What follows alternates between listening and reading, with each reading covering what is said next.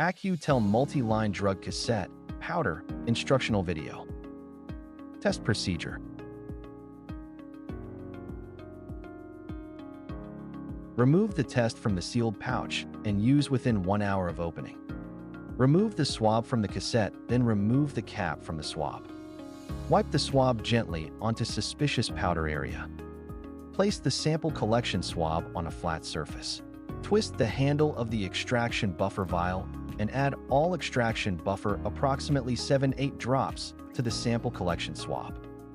Insert the protruding part of the swab head into the hole reserved at the sampling site and then press down the tail of the swab to secure it. Move the slider in the direction of the arrow until the slider is blocked. Place the device on a flat surface while the test is running. Negative results can be read as soon as clear lines form in both the C and T zones of the test. Read presumptive positive results at 5 minutes. Interpretation of results. Negative, 2 lines appear. Positive, 1 colored line appears in the control region C. No line appears in the test region T. Invalid, control line fails to appear.